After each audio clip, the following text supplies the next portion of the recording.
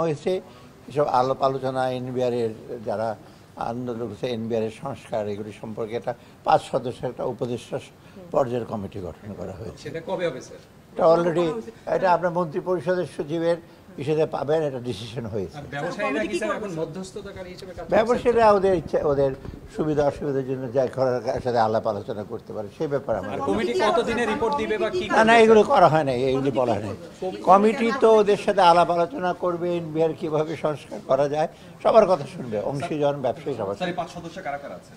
5 সদস্য আমি এখন বলবো না, স্যার একটুখানি স্যার কারণ ক্যাবিনেটের হিসেবে জানতে পারবেন। স্যার এনবিআর এর কয়জন কর্মকর্তার বিরুদ্ধে অনুসন্ধানে নেমেছে দুদক স্যার যারা আন্দোলনের সাথে সম্পৃক্ত।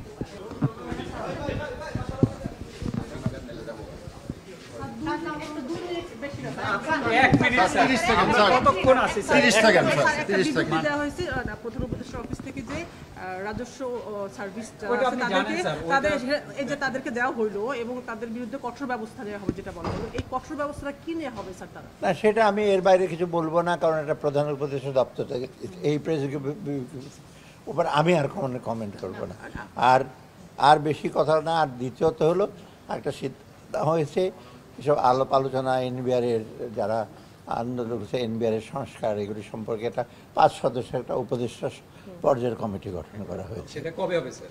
এটা অলরেডি এটা আপনার মন্ত্রী পরিষদের সচিবের হিসেবে পাবেন, এটা ডিসিশন হয়েছে। আর ব্যবসায়ীরা কি স্যার এখন মধ্যস্থতাকারী হিসেবে কাজ করছে? ব্যবসায়ীরা ওদের ইচ্ছা ওদের সুবিধা অসুবিধার জন্য যা করার সাথে আলাপ আলোচনা করতে পারে সেই ব্যাপারে আমার। আর কমিটি কতদিনে রিপোর্ট দিবে বা কি না এগুলো করা হয় না, এইগুলি বলা হয় না।